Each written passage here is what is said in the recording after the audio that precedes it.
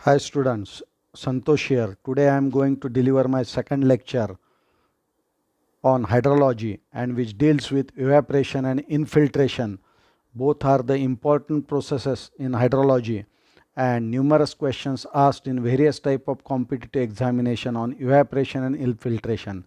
First of all, I take opportunity to congratulate you for subscribing my channel, and if you have not subscribed my channel, please subscribe it and please insist other students and engineers to subscribe my channel if you found suitable.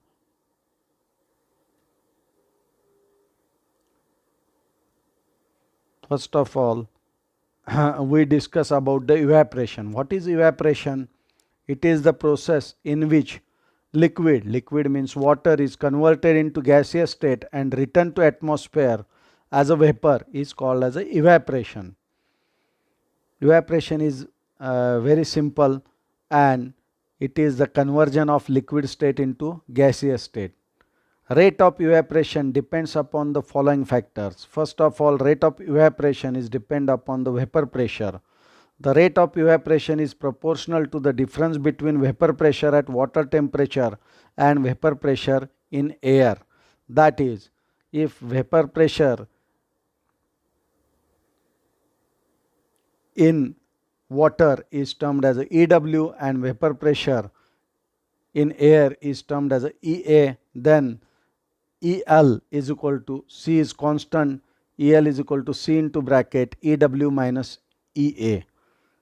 Then we shall second factor which affects the rate of evaporation is temperature.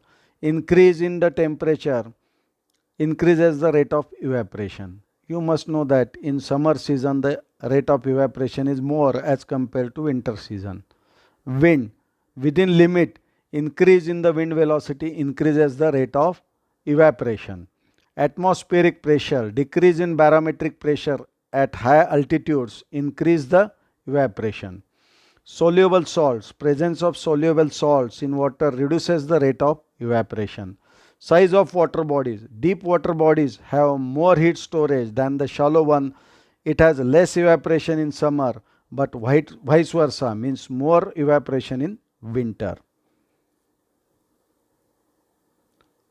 Then we will discuss about the measurement of evaporation. Evaporation is measured with the help of, first is evaporometer or evaporimeter.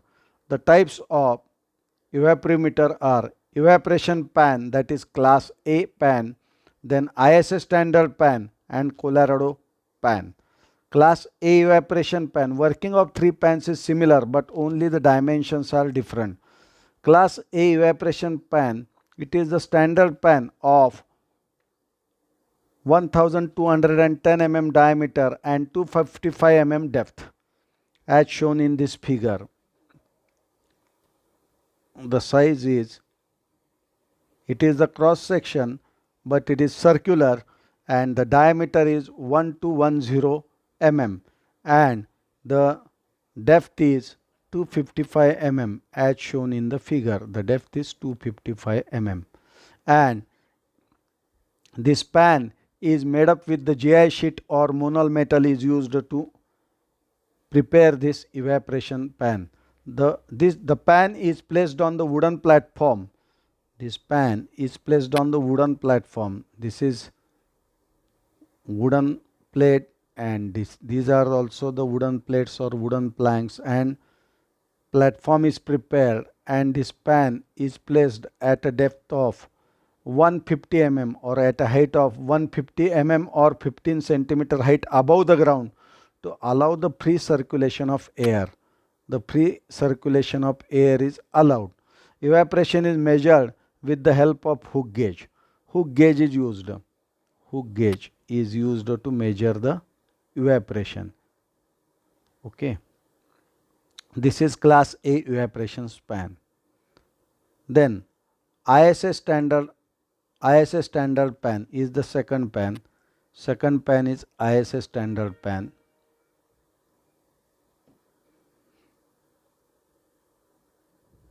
It is also known as a modified class A pan. It has 1220 mm diameter and 255 mm height. 255 mm height is the same height. The pan is made up of copper sheet.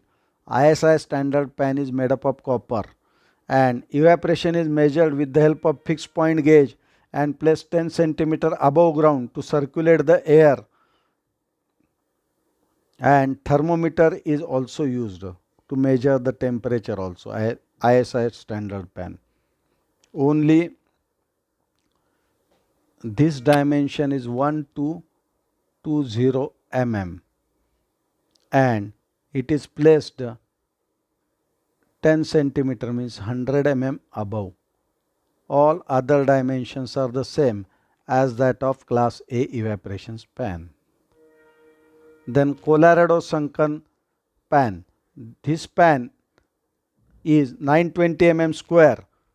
Above 2 are the circular one, but the Colorado sunken pan is square one and the size is 920 mm and 460 mm deep, made up of unpainted GI sheet and buried into ground. Water level is same as that of ground level and it has a property similar to lake. So stimulation is made in between lake and that Colorado sunken pan. It has a following disadvantages. It is very expensive to install, difficult to detect the leaks also. Extra care is required to keep surrounding area free from grass and dust.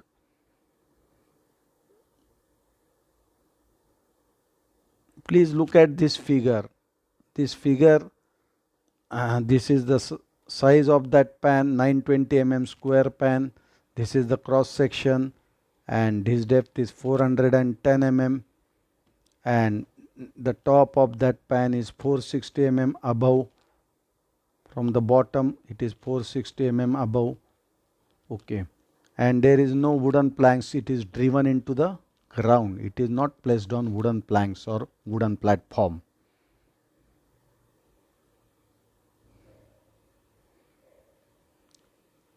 Then fourth one is the US Geological Survey floating pan. High cost of installation for this US Geological Survey floating pan. Diagonal buffers are provided and it is very difficult for the maintenance or difficulty in maintenance of that pan. The pan coefficient is termed as a CP and the lake evaporation is calculated by pan coefficient multiplied by pan evaporation. That is, the lake evaporation is the coefficient of pan or pan coefficient multiplied by pan evaporation. Types of pan. Class A pan, average value of CP, that is pan coefficient, is 0.70. ISI pan, that is 0.80. Colorado sunken pan, it is 0.78, and US Geological Survey floating pan, the average value of CP is 0.80, and the range is given as 0.60 to 0.80 for class A pan, 0.65 to 1.10 for ISI pan. Colorado sunken pan, it is 0.76 to 0.86, and for US Geological Survey floating pan, its value ranges between 0.70 to 0.82. There are also empirical formulas to determine that evaporation. There is one formula which is known as a Dalton's equation, and that lake evaporation is calculated by EL is equal to K, that is function of U into bracket EW minus EA, where EL is the lake evaporation in mm per day, FU is the wind speed correction function, and K is equal to constant. EW is the evaporation of water minus EA is the evaporation in air. Then there are analytical methods also to determine the evaporation. First is the water budget equation, second is the energy balance method, and third is the mass transfer method. Water budget equations we studied in the hydrological cycle also. It is the simplest method and also least reliable. Inflow is equal to outflow plus water stored, that is the water budget equation, and it is used to determine the evaporation. Energy balance method, it is applicable of the law, it is the application of law of conservation of energy. Energy can be neither destroyed nor be created, but it can be transferred into one form to another form. That is the Law of conservation of energy. Energy available for the evaporation is determined by considering incoming energy, outgoing energy, and energy stored in the water body over a known time interval. That is the energy balance method. The next method, third method, is the mass transfer method. Mass transfer method is based upon theories of turbulent mass transfer in a boundary layer, that is we studied in the fluid mechanics. It is the expensive and sophisticated instrumentation is required for this mass transfer method.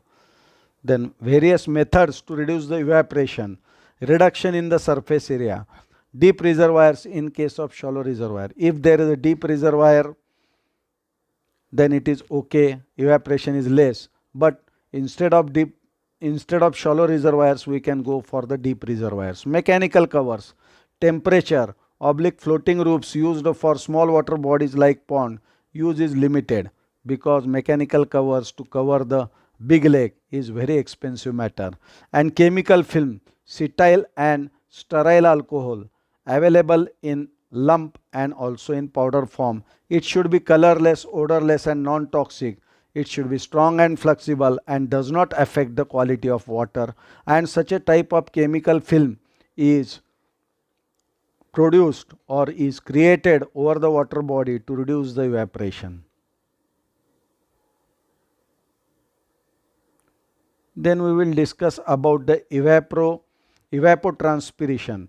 Transpiration, first of all, we must know the transpiration. It is the process by which moisture absorbed by the root of plants return to atmosphere by stomata of leaves of plants. It is affected by sunshine, available soil moisture, type and extent of the plant growth and other factors same as that evaporation.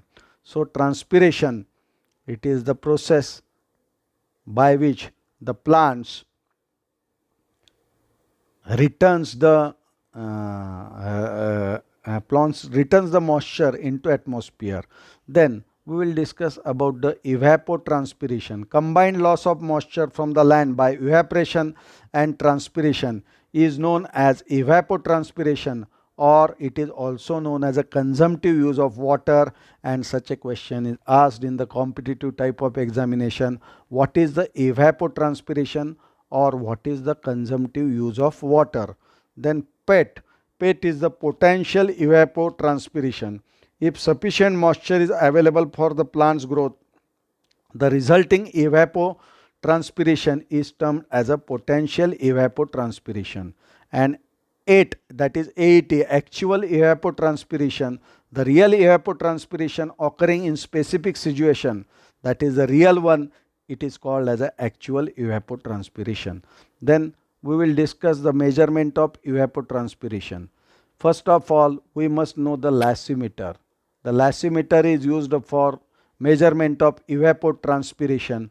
It is the special watertight containing block of soil and set into field of growing plants. The plant's growth in lassimeter is same as that of surrounding field. Lassimeter is buried into ground and studies are time consuming and expensive also. The evapotranspiration is measured in terms of amount of water required to produce the constant moisture condition. That is very important. So we conclude the first topic of evaporation. Then we go towards the second topic, which is also important, that is infiltration. So please watch my video till the end to get all the ideas cleared regarding various topics of hydrology. Infiltration. When water is applied on the surface of the body, some part of it seeps into ground. This movement of water through the soil surface is termed as a infiltration.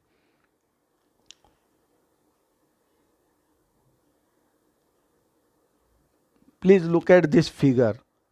Water is applied over the container and the container containing the mesh. So some water infiltrate into that container and some water spills out. Such a infiltration of water or such a incoming water into the container shows the process of infiltration by means of a schematic diagram. Infiltration rate, the actual rate of infiltration through soil at a given time. Rate means there must be a time. So the name itself indicates the infiltration rate, means rate of infiltration through soil at a given time is the infiltration rate. What is the infiltration capacity? Capacity means maximum. It is the maximum rate of absorbing water by soil at any condition, that is infiltration capacity. And what is the field capacity? It is the maximum amount of water held by soil, that is the field capacity. Consider the container whose top is covered with the wire mesh as explained earlier. Allow water to pass over it, that is input. Some quantity after container is full is spill away. Container full होने के बाद पानी की कुछ quantity spill over हो जाती है, या some quantity of water spills out and some quantity is held by the container. That some quantity held by a container is the infiltration. Then we will discuss about the factors affecting the infiltration capacity. What are the different factors which affects the infiltration capacity? The thickness of saturation layer and depth of surface detention or surface entry. That thickness of layer and depth of surface detention affects the infiltration capacity. Soil moisture or a condition of soil. The condition of soil is also important for infiltration capacity. If soil is dry, the infiltration is more. If soil is wet, infiltration is less automatically. Compaction due to rain, it decreases the infiltration. If the compaction due to rain is more, then it decreases the infiltration. Washing of fines, this also reduces the infiltration capacity. Compaction due to men and animals, less infiltration. Compaction means reduction in volume, reduction in voids, and it reduces the infiltration. Vegetation cover, dense vegetation cover increases the infiltration capacity. Temperature, in summer more infiltration, in winter less infiltration. And fluid characteristics also affect the infiltration capacity. Please look at this figure. The figure shows the water over the soil surface, and there are certain voids in the soil surface which allows the infiltration. This soil is saturated soil, and below that saturated soil there is unsaturated soil.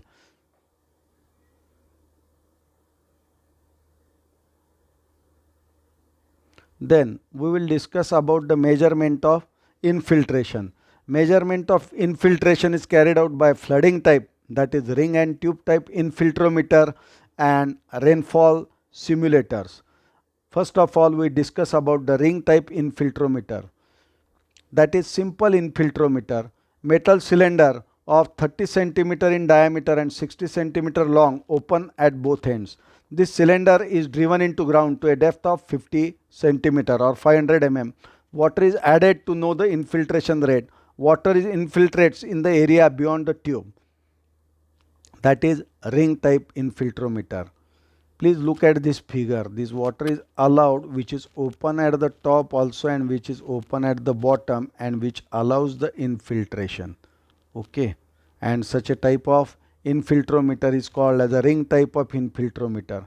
Tube type of infiltrometer is used to avoid the infiltration of water beyond the tube, or two ring infiltrometer is used. Disadvantages of tube type infiltrometer is rainfall impact effect is not stimulated. Driving of tube or ring disturbs the soil structure also. It results depends upon the size also. This is the tube or ring type of infiltrometer, and this figure shows these are infiltration, okay, due to open bottom, and this is the water which is used to allow the infiltration.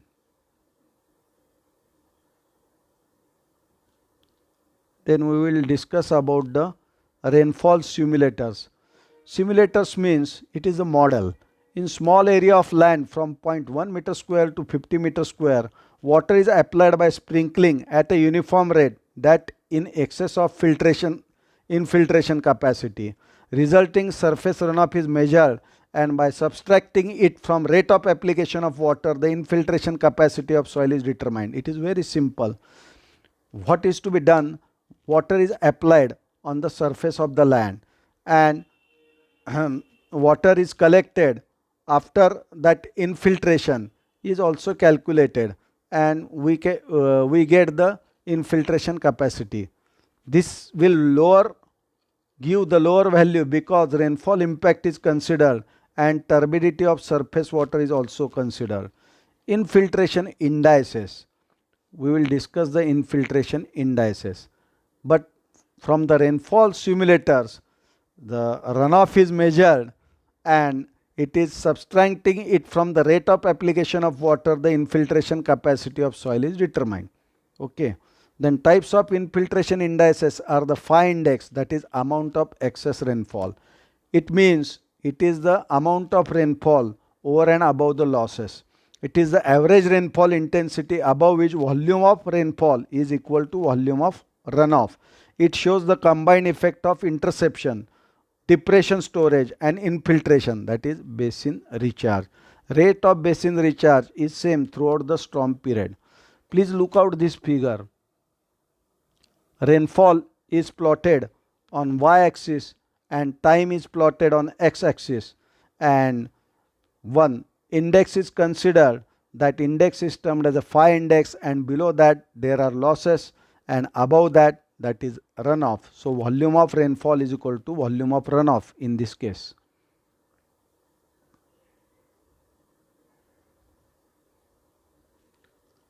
First we discuss the phi index, then W index. It is the average rate of infiltration. What is the W index? It is the average rate of infiltration when rainfall intensity exceeds the infiltration capacity. When rainfall intensity exceeds the infiltration capacity. That W index is calculated by formula P minus R minus IA divided by TE, and the value is in centimeter per hour, where P is the total storm precipitation in centimeter per hour, R is equal to total storm runoff, IA is equal to initial losses, and T is equal to duration of rainfall excess in hour. Then W index or W is the average rate of infiltration in centimeter per hour. And phi index is calculated by also formula P minus R divided by T, where P is equal to total storm precipitation and R is equal to total storm runoff, and divided by duration of rainfall excess we get the phi index. And third is the fair index. The fair index is calculated by infiltration capacity curve, that is developed by Horton. Average rate of infiltration throughout the storm period is considered, and that fair index Fp is calculated by formula Fc plus into bracket F0 minus Fc bracket complete e raised to minus kt. Please look at this figure.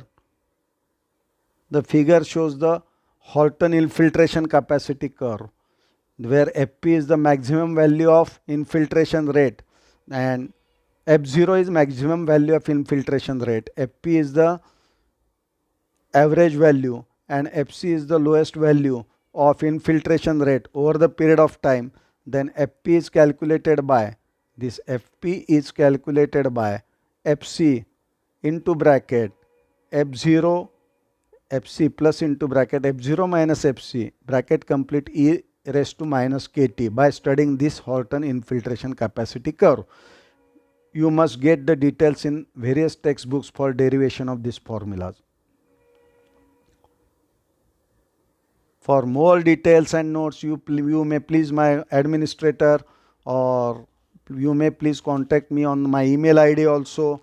And don't miss to subscribe my channel for MPSC mains and other type of competitive examinations, and which might be useful for you to get the more number of marks and to get the better post. So till then, bye. And my next topic is on hydrology only, and it might be deals with maximum flood discharge, hydrographs, groundwater, etc., and other topics which are included in your curriculum for the hydrology subject. Thanking you. Bye bye.